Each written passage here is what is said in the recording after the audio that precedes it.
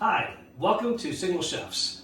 We are here today coming from Casa Cofiño, and I'm here with my amazing mother, Fina Cofiño, and I'm Felipe Cofiño. And I brought my mother today to join us because we wanted to honor Women's History Month. And she's an amazing woman, mother, sister, abuela, so welcome, mommy. So I call her mommy, that is part of our culture. It is M-A-M-I, because my wife says that our children call her mommy, M-O-M-M-Y. So, but we're here today because my mother's going to show us how to cook empanadas. All right, so tell us, where did you learn how to make empanadas? Well, my mother used to make the big empanadas with jamón serrano and chorizo. But then this friend of mine, she always made the small ones not with the bread dough, but with the puff pastry dough, kind of a puff pastry. All right, so that's what we're trying to make today then, right? Yes. All right, so we're going to show you a recipe of how to make basically 2 dozen empanadas. And what we're going to have for you to use is right here. Very simple, a little bit of prep work. So if you get a chicken, this right here is about half of a whole chicken right here. And what I recommend is if you want to do your own chicken at home, great. This actually is half a chicken from Costco, so you can save a little bit of money and time. Get it there and then chop it up. This is about 2/3 cup of olive oil, and you can use whatever type of olive oil you like. Here we have 2 cans of diced and smashed tomatoes. Now we added a little bit of Rottel for a little bit of spice and a little bit of regular. So up to you if you want to use more spiciness or less. And then we have here 2 large onions, yellow onions, and then 1 whole head, chopped, yes, and then 1 whole head of garlic chopped. And then finally over here, if you want to make the dough yourself, great, but the little trick is get a packet of these saltinas. They are pre-made and pre-cut of dough ready to do the empanadas. So little circular doughs. And you have them in any Latin American market.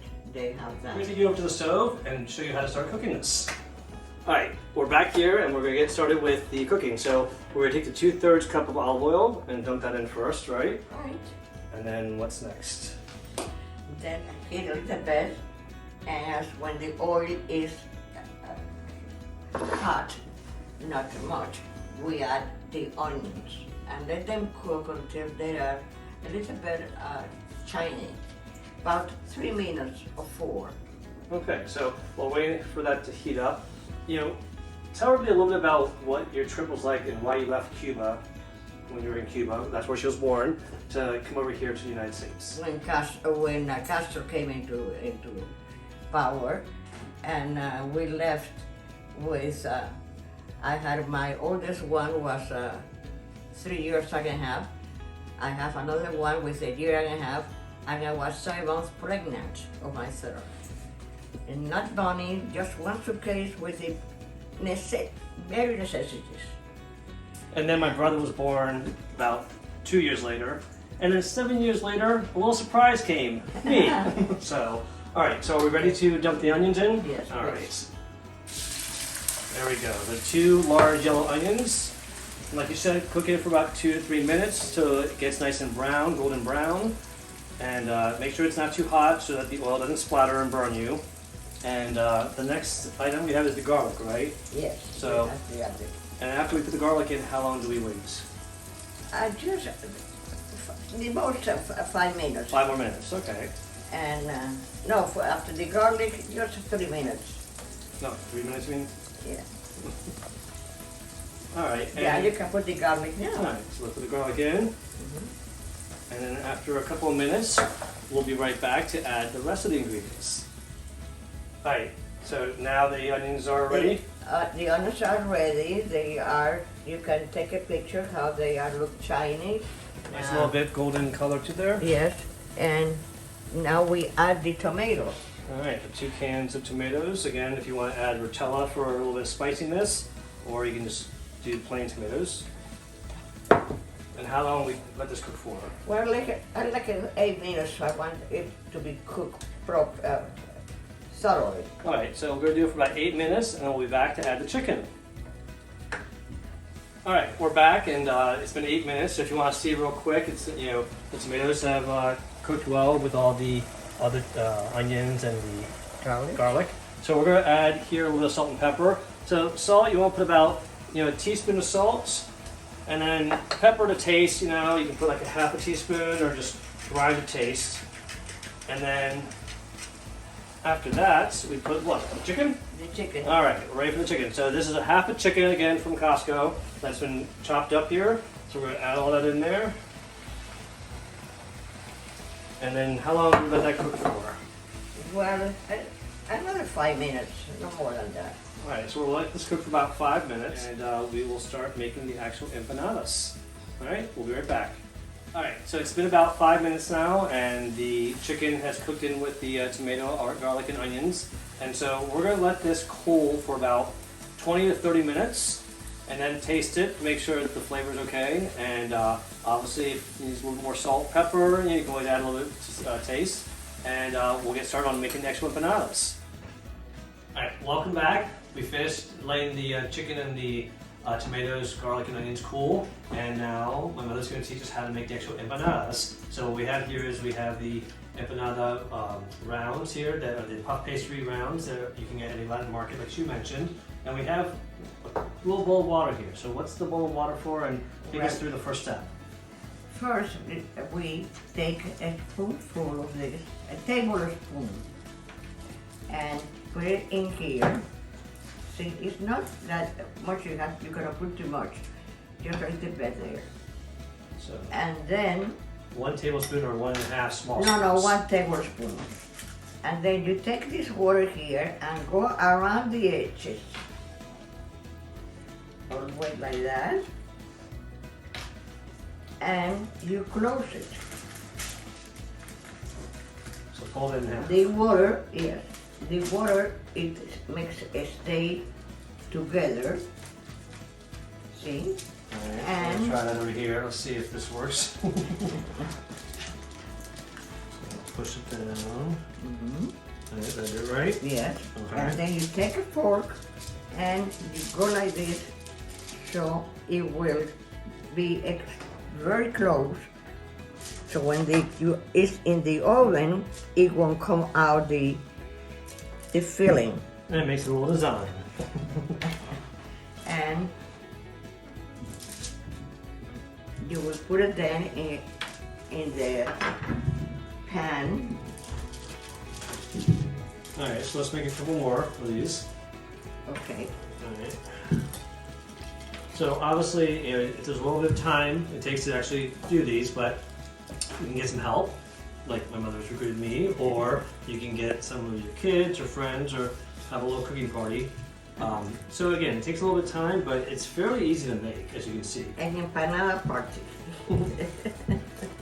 So Then the other thing that my mother did in her career was she was also a teacher for how many years?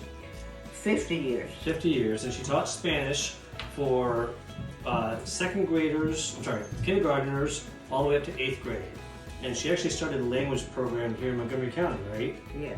And so with that, she had a lot of impact on a lot of kids, because think about how many kids you actually, how many teachers you have for more than 1 year. Usually your 2nd grade teacher was different than your 3rd grade teacher. When people had Senora Cofiño as a teacher, they basically had her for kindergarten all the way up to 8th grade every year. So she got to know her students very well. And when did you retire? When I retired, I started teaching in 1969 at Holy Redeemer, but I was teaching a few years before I defled the program. And then I retired in 1984. And in 1984, I retired, and one day my daughter-in-law, Michelle, Felipe Fina, Daughter-in-law. Which was not 84, 2004. No, 2014. 2014, I'm sorry. You're tired. Yeah. And she told me if I would like to do some substituting. I said, yeah, why not? I like it. I like teaching. So she said, well, come over to the school. I did, and they need one for the freshman year Spanish, and I taught there for 1 year and a half. So that was at Stone Ridge School for the girls. Stone Ridge School of the Sacred Hearts. School of the Sacred Heart, yes. And so you taught at Holy Redeemer, Stone Ridge. What other schools have you taught at? I taught also the foreign language program for elementary schools and at Holy Child High School. And did you also teach good counsel a little bit too, or no? I did good counsel in the summer program. So you taught for 50 years Spanish, and how old were you when you retired? 84. 84 years old.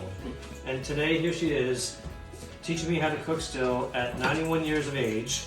And she still, if you take a shot over there of her iPad and her iPhone that she uses, along with her Apple Watch here.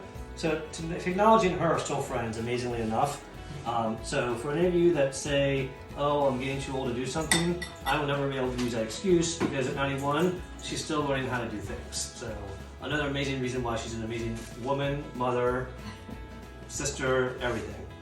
All right, so after we do this here and we finish our dozen, what's the next step? We have to put them in the oven? You put it in a pan, Okay. and then you take 1 egg, depending, or 2 eggs, depending what you need. And do an egg wash. Alright, so we'll be back in a minute to show you about the egg wash and how we put them in the oven, and some other ways you can actually cook them as well. Alright, we're back and we are getting ready to do the coating on the empanadas and put them in the oven. So, as she said, she's beating the eggs, and then how we just brush it on the top. Do we flip them or no? No, you have to make it just that. Make sure also that you put some ham on that aluminum foil, yeah. So I sprayed Pam on the aluminum foil before I put the empanadas there, and so we're gonna mix this now. We're gonna put them in the oven at 400 degrees for about 20 to 30 minutes, right? Yes, it is. You have to check a bit after 20 minutes because it depends on the oven. Yeah, everyone's oven's different. Now, you can also make this deep fried in some oil. Do some vegetable oil or some vegetable oil, or what else? Peanut oil. But that is obviously not as healthy as you might want.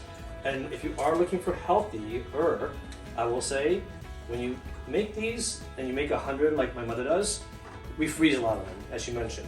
Well, when you freeze them and you pull them out, one of the great things to do, put them in the air fryer. The air fryer heats them up and cooks them up really well, and it's definitely healthier than putting them in a vat of oil. So definitely try that. All right. That's it. Now, so I think we're ready, and then so when we come back, we will show the finished product, right? Yeah, because it will be all this. It will be now all brown and golden. So make sure you get the egg, beat egg in there nice and well, and put it in. And put your timer. And we'll be back in, well, how long? 20 minutes? Yeah. We'll check it? Alright, so we'll check it in 20 minutes and then we'll be back. Alright, we're back and these are done. So we're going to pull these out here. And, oh, wow. And we are going to throw these back in. Here. Set those for another 20 minutes. Alright, they came out pretty good, I think. Yeah, look how they are not sticking to the paper because you put some ham here. Alright, well, let's put some over here, and we gotta try some out here. Okay. Alright, so, and you can see, again, you want to keep an eye out, because if you leave them in there too long, they might get too dark and burnt. But these come out just right, and they're not leaking too much. And again, 20 minutes is not bad. Air fryer, we have some in the air fryer right now, and those come out just as good. So, it's really a personal choice. Alright, so. Alright, well, let's try one out here. Let's see how they, alright, take a look at this closely here as we open it up. Oh, look at that. That looks delicious. Hot. See how flaky there's another one, but it's not flaky. Well, this is really good. Very good. Alright, well, thank you all for joining us. Thank you to my mother for teaching us how to make empanadas. And come back next month for the next single chefs. And I will send some to the significance. Have a great day, everyone. Bye. Adios.